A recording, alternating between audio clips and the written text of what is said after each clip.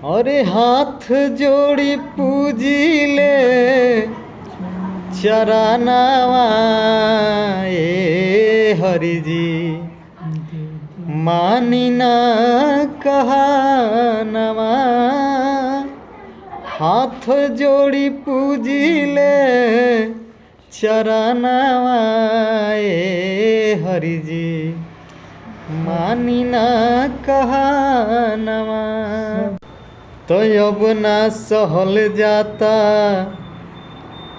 अब ना सहल जाता, अब ना सहल जाता महिषा के उत्पात। अब ना सहल जाता महिषा के उत्पात। कैसे होई पपिया के मराना।